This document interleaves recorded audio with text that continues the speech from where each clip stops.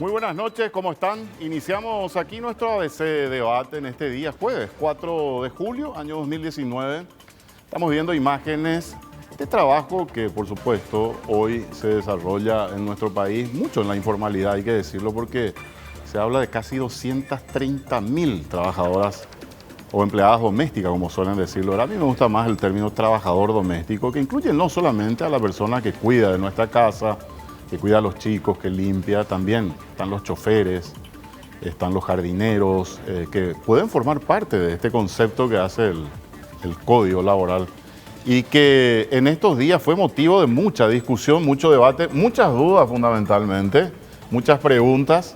El Ministerio del Trabajo, el Instituto de Previsión Social, supongo yo por las informaciones que nos daban, ha tenido una cantidad importantísima de consultas de empleadores, de patrones, de personas dueñas de hogar, encargados de hogar, que quieren saber cómo se va a modificar el régimen laboral de los trabajadores y fundamentalmente porque es lo más común de las trabajadoras domésticas.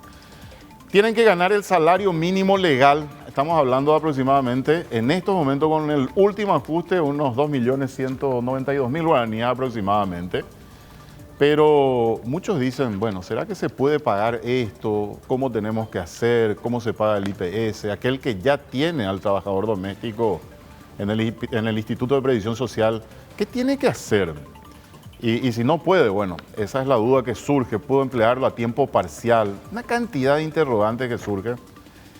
Hubo declaraciones que se dieron también en los últimos días. Esta semana en ABC Cardinal, Mabel Renfeld hablaba con el viceministro de Tributación. Él decía, bueno, que el que no pueda trabajar toda la semana y tendrá que facturar. Estas son preguntas que tenemos nosotros y que hoy queremos de alguna manera tratar de encontrar alguna respuesta. Por eso hemos invitado a representantes de diferentes sectores. Y quiero empezar con la señora, con Jessica Espínola, es la directora del Departamento de Asuntos Laborales del Ministerio del Trabajo.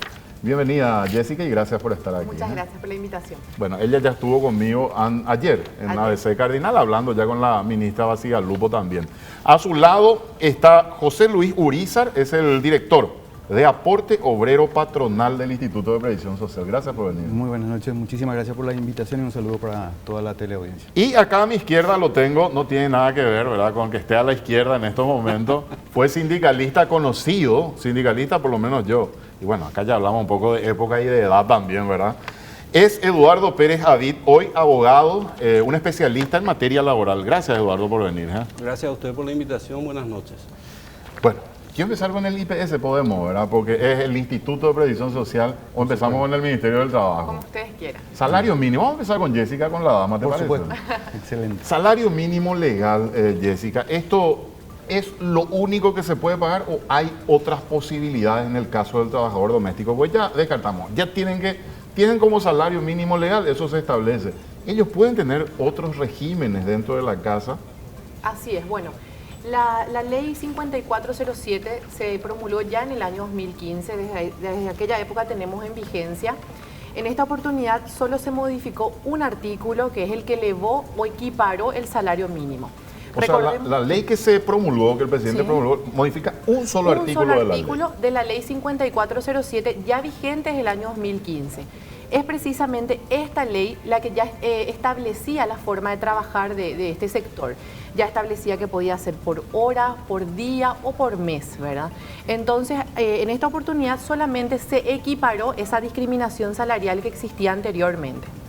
O sea, es el monto del salario. Para hablar en términos bien concretos. Así mismo, el monto nada más. Se elevó a cualquier otro trabajador empresarial. Actualmente es de 2.192.839. Puede ser por día, por 8 horas de trabajo, 84.340. Y también tenemos la opción de hacerlo por hora, 10.542. Pero hay que tener en cuenta que cuando hablamos por hora, no es que podemos contratarla solamente 8 horas en una semana, sino hay un mínimo establecido. Eso vamos a ir aclarándolo también, ¿verdad? En realidad, la ley no te menciona un mínimo. Sí, la reglamentación ya establece un mínimo, pero era solamente al efecto del IPS, que ya el compañero lo va a explicar, pero la ley no establece mínimo. Te dice que vos puedes trabajar por hora, por día o por semana. O sea, yo puedo dividir eso por cada hora y pagarle. Es decir, le venía a trabajar 2 horas en la semana y... De hecho, que la te persona comento puede que hacerlo. hoy día nosotros tenemos un departamento de atención tanto a empleadores como a trabajadores y según nuestro registro administrativo, el 70% ya está trabajando de esta forma. Es muy poco lo que trabaja de forma mensual. Hoy día ya trabaja bajo la modalidad de pluriempleo, en 2, 3 casas, unas cuantas horas, ¿verdad? Coincidimos que son 230.000 aproximadamente. Aproximadamente 235.000. Pero en IPS están inscritos muchos menos. Tenemos aproximadamente 16.500 a la... 16.000, o sea, un porcentaje mínimo, podríamos decirlo. Bueno, en cuanto al tema del IPS, allí nos planteamos un poquito si es un trabajo por hora, por día, varios días a la semana que no completen la semana. ¿Cuál va a ser el sistema? Porque hoy no sé cuál es el régimen que tienen, digamos, dentro del IPS que es el más utilizado por los empleadores. En el mismo orden de idea que en el que expresó la compañera, actualmente para el IPS esta modificación lo que implica es que nosotros ajustemos nuestra base de datos y nuestros sistemas al nuevo salario y el régimen sigue igual. ¿Qué quiere decir eso? Que el empleador siempre tiene que cotizar sobre la base de un salario mínimo. O sea que actualmente, por más que trabaje 10, 20 o 30 horas, la base mínima disponible es el salario mínimo para el empleador.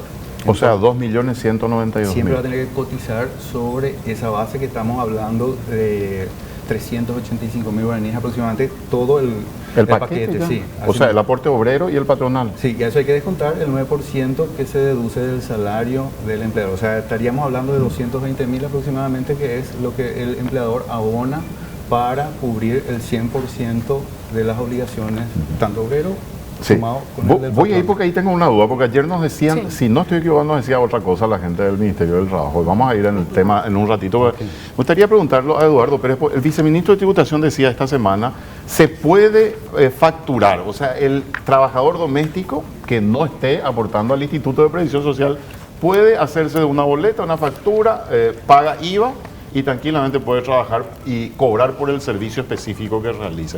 ¿Es posible esto en el régimen De nuestro? ninguna manera. ¿Por qué, Eduardo? Porque la naturaleza jurídica de un trabajador doméstico, estamos hablando de un trabajador en relación de dependencia. Desde el momento que exista una relación de dependencia, se rige su relación jurídica por el derecho del trabajo. Dentro del derecho del trabajo se encuentra esta ley específica del empleo doméstico, pero en general, cuando se trata de relaciones de dependencia, no puede tributar. No es de ninguna manera. Ahora, una empresa prestadora de servicios sí eventualmente puede llevar su personal a hacer la limpieza en el hogar. Pero y ahí estamos cobrar. hablando de una sociedad que está contratando con el dueño de casa, por Así llamarlo de mismo alguna es. manera. Ese sería un caso diferente, pero la empleada doméstica, si vamos a partir del concepto mismo, no puede emitir factura, no corresponde. Pero y eso- aunque emita, discúlpame, Sí, Roberto, sí, sí. y aunque emita, como para tratar un poco de burlar la relación laboral, igual eso en la justicia no le van a anular. O sea, la jurisprudencia dice que las facturas emitidas con un empleador de manera habitual, constante, que perciba salario, está en relación de dependencia, cumpla una determinada jornada laboral, es relación de O dependencia. sea, esto hay que aclarar, Eduardo, que no solamente es en la relación del trabajador doméstico, o sea, esta es la relación de cualquier trabajador. Así mismo O sea, es. una persona que hoy está ofreciendo servicios, resulta que hay otro, ya sea persona física o jurídica, que lo contrata de manera frecuente o periódica Así es. para hacer el mismo trabajo, bajo el mismo pago, hay una serie de condiciones, es un trabajador en relación de Es dependencia. en relación de dependencia, así mismo es. Porque muchos hablan también de la autofactura de los contribuyentes. La autofactura no corresponde tampoco del punto de vista. Eso es más tributario ya, Eso ¿verdad? es una Porque cuestión es una tributaria. cuestión de Si deducir quién o emite, no, o sea, pero el no trabajador corresponde. doméstico no está en condiciones, dicen porque tiene contratado un contador, etcétera, etcétera. No, el empleador emite una autofactura. No. Hay que partir de la naturaleza jurídica. Reitero, la naturaleza jurídica de un trabajador doméstico es su relación de dependencia. Eso está en el concepto de la ley misma y está dentro del concepto del Código del Trabajo.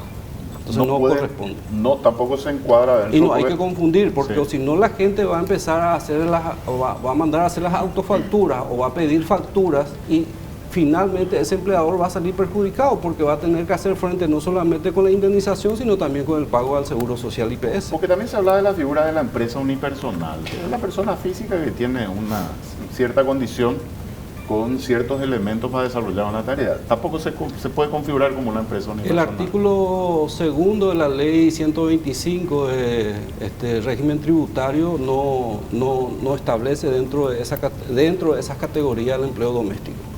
Un vigilante sí puede ser, por ejemplo. Un guardia. Un personal, sí. Guardia, sí. Un guardia. Bueno, Jessica, ¿coinciden con ese concepto? Así mismo, ¿Sí? es justamente lo que estamos hablando ya con los medios de prensa, aclarando, es una de las consultas más frecuentes que recibimos, porque en el mismo sentido que explicó el doctor, para nosotros la naturaleza jurídica del trabajador doméstico es siempre en relación de dependencia. De hecho, las sentencias del Poder Judicial así lo indican, ¿verdad? El hecho de la autofactura es una práctica que en lo judicial, quizás una cuestión tributaria, bueno, sirva, pero ante un conflicto judicial, una demanda, por supuesto que tiene las de ganar el trabajador. Entonces es nuestra obligación como Ministerio de Trabajo asesorar correctamente, ¿verdad? Que aunque se pueda ir a sacar un registro tributario de hecho, no tiene ninguna validez. La naturaleza es siempre en relación de dependencia. De hecho que el artículo 1 de la ley 5407 también establece que los trabajadores domésticos se rigen por esta ley y por el Código Laboral, no por el Código Civil. Perfecto. Aquí quiero ir con lo que yo considero una discrepancia, pero ustedes me dirán sí o no, Jessica y José Luis.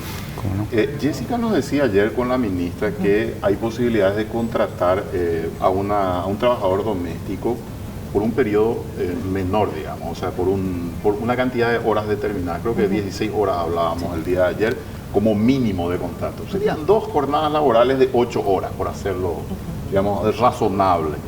Esto significa que uno podía cotizar a ese trabajador en el Instituto de Previsión Social, pero por un monto menor al salario mínimo legal, que ahora es de 2.192.000 y tantito.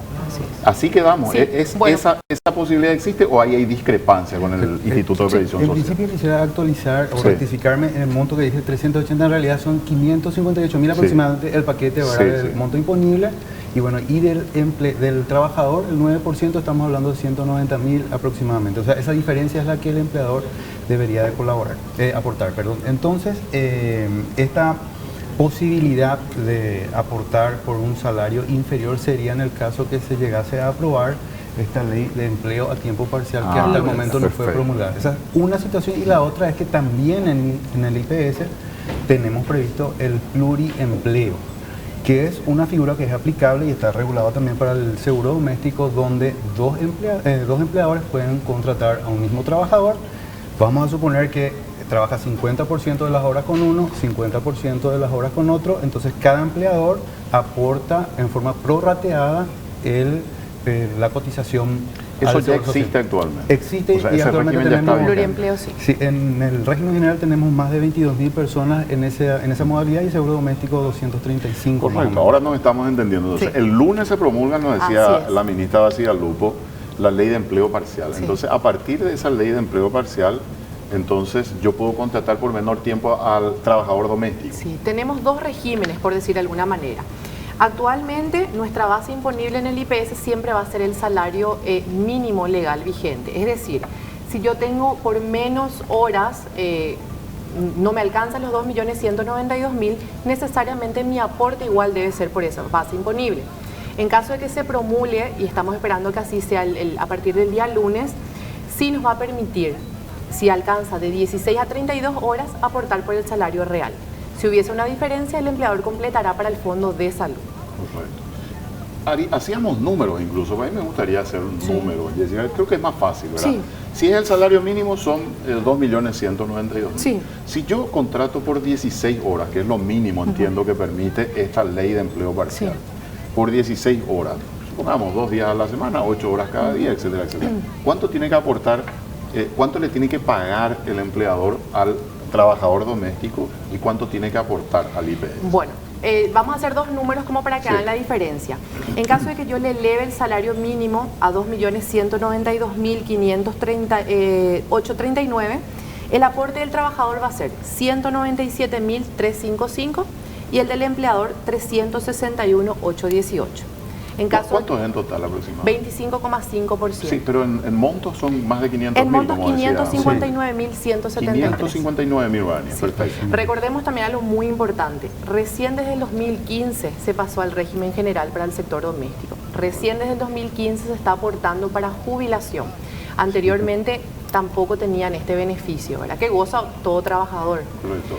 Y ellos llevan el mismo régimen, o sea, las mismas condiciones que cualquier trabajador para jubilación. Las mismas prestaciones y los mismos subsidios por reposo la por tasa maternidad. De sustitución, todo lo todo. que... Ahora, en caso de que se apruebe la ley de empleo parcial, hoy nuestro número nos dice que la mayoría está pagando 1.300.000, lo que equivaldría a 32 horas en la semana, por ejemplo. Correcto. Entonces, si un trabajador mío va 32 horas semanales, 5 horas por día, 5 veces a la semana, el sueldo mensual va a ser 1.349.376, ¿verdad? Claro, y a partir de ahí el aporte obrero y patronal. El aporte del trabajador siempre va a ser sobre su salario real, 9%. El empleador completará la diferencia, 16,5%. Lo que te va a permitir es hacerlo por el salario real y ya no por el mínimo. Correcto, o sea, podría estar entre, decíamos, 900.000 y sí, 1.700.000, 600 aproximadamente. Sí. Las dos posibilidades. Eduardo, ¿coincidís con esto?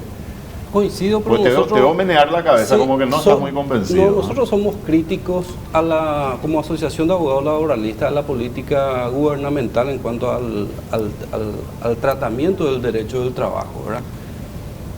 Nosotros tenemos demasiadas leyes en estos momentos, Roberto. Está la ley de inserción en empleo juvenil, la ley de educación laboral, la ley de primer empleo, hay una ley de voluntariado que sacaron por allí también en este periodo que terminó. O sea, tenemos un montón de leyes que finalmente no son aplicables, o no se aplican, o se evaden su aplicación. Entonces esa desprolijidad hace también que no se cumpla con el cometido, porque el tema doméstico, ¿qué es lo que se propuso? Formalizar el tema del trabajador doméstico, el caso de los trabajadores domésticos. Y esta formalización al final va a tener un efecto totalmente negativo, porque el 93% de las unidades productivas del país, el viceministro de MIPYMES dijo la vez pasada 97%, pero supongamos que sea entre 93 y 97% de las unidades productivas del país son micro, pequeñas y medianas empresas. Y de ese segmento es el que sale el empleador del trabajador doméstico. De ese segmento mayoritariamente, ¿verdad? Porque se ayudan entre los cónyuges y se paga un salario. Ese segmento ya no va a poder pagar. Y la ley de empleo parcial, que tanta publicidad se está dando en estos momentos, eso de alguna forma en el artículo 230 del Código del Trabajo ya está establecido. La forma de pago del salario puede ser a tiempo, a jornal, por hora, etcétera. O sea, no se necesita esa ley de empleo parcial. Nosotros remitimos ahí un dictamen a la asesoría jurídica que no se necesitaba esa ley. De todas formas que se reglamente ese artículo 230. Y lo que sí necesitábamos era que IPS ajuste todo su sistema para que pueda los trabajadores en forma ordenada aportar por su seguro. Y los empleadores también, que haya reglas de juego claras. Me gustaría entenderte un poco, Eduardo. ¿Vos no estás de acuerdo que se haya establecido un salario mínimo legal para el trabajador doméstico? No se siguió las directivas de la OIT para establecer esto. ¿Y cuáles son las directivas de la OIT? ¿Qué debió hacer según el criterio? El empleo tiene que ser un empleo, el empleo doméstico me refiero. El empleo tendría que haber sido tomado con varios parámetros, con varios ítems para aplicar el tema del salario. En primer término, la situación económica del país. ¿Quiénes son empleadores? ¿Quiénes son trabajadores? Si ese segmento de empleadores realmente va a poder pagar ese salario. Si el empleo va a ser una cuestión constante, porque acá hay una gran mayoría que está pensando en liquidar a sus empleados. O sea, la formalización finalmente no va a ser tal. Entonces, esas directrices que el mismo convenio 198, a la cual Paraguay ratificó en el 2013, no se siguió, entonces los efectos van a ser siempre negativos. En este tema del empleo parcial nosotros creemos que antes que formalizar o procurar que haya una posibilidad que haya mayor empleo, vamos a ir a la informalidad.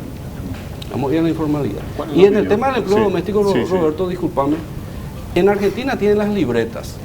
En Argentina uno tiene las libretas donde se contrata por hora por día o mensual, pero se tiene una libreta donde se contrata a una persona para cuidar a un enfermo, se contrata a una persona para hacer aseo del hogar, pero se llena esa libreta y esa libreta se rinde a la AFIP, que es lo que... Sí, la AFIP es el ente recaudador. Y luego va a las obras sociales. Todo está perfectamente delimitado. Obviamente ustedes no coinciden con ese criterio, por eso se estableció, ¿verdad, Jessica y José Luis? Esta norma fue impulsada por el Ministerio de Trabajo. Bueno, en realidad el doctor tiene mucha razón en el sentido de que ya estaba estipulado un pago por hora. Sin embargo, ¿cuál es el principal beneficio de esta ley? Justamente modificar la forma de aportar y cotizar al IPS. Anteriormente, en virtud de la Carta Orgánica del IPS, esto no se podía hacer. Con esta ley, aquellos que trabajan entre 16 a 32 van a estar incluidos al Seguro Social y ya no como antes. Pero, y no es como dice Eduardo, que debió reglamentarlo el IPS para que pueda ser vigente. Bueno, ahí digamos que hay un para punto, lo que ya existía pueda aplicarse. Esa es la crítica. Hay un punto intermedio que es este régimen de pluriempleo que le estoy mencionando. Hoy día ya existe la posibilidad de trabajar a tiempo parcial, por así decirlo, no sobre estas normas nuevas, sino sobre la base de las normas del pluriempleo, pero a los efectos de ejecutar esa norma necesariamente tienen que coexistir dos empleadores para que sea pluriempleo y sea aplicable. Y la diferencia con el empleo a tiempo parcial sería, en el caso que se apruebe, que con un solo empleador va a poder trabajar a tiempo parcial. Entonces esas son las diferencias. Hoy día, para que exista el pluriempleo... Y dos que se hagan responsables ante el IPS, supongo. Es con el pluriempleo hoy. O sea, hoy con el pluriempleo tiene que haber como mínimo dos empleadores que le registren en IPS. Si hay uno solo, no puede. Y eso es lo que viene a regular esta ley de empleo a tiempo parcial, donde con un solo empleador puede trabajar medio tiempo, por así decirlo. Hoy estando vigente esta figura del pluriempleo, que de hecho va a seguir estando, van a coexistir ambos regímenes. ¿Qué nos dicen los empleadores? Cuando le explicamos la modalidad del pluriempleo, si bien ellos pueden prorratear el aporte, no les es nada práctico, porque les cuesta ponerse de acuerdo con el otro empleador. Entonces, con la ley de empleo parcial, yo puedo seguir trabajando bajo la modalidad de pluriempleo, pero mi vínculo es con cada uno, no tengo por qué ponerme de acuerdo con los empleadores. Entonces es algo práctico, ¿ves? Que vemos el día a día. Vamos a hacer un corte brevemente y yo voy a reflexionar sobre lo que dijo Eduardo Pérez hace un momentito. Pues yo creo que va a ocurrir lo contrario, porque acá el paraguayo es sumamente vivo y hay recovecos que dejan la ley. Y yo creo que la ley de empleo parcial va a abrir una ventana que incluso a mí me preocupa por el IPS. Y lo vamos a comentar posteriormente por qué. Vamos a la pausa y enseguida volvemos.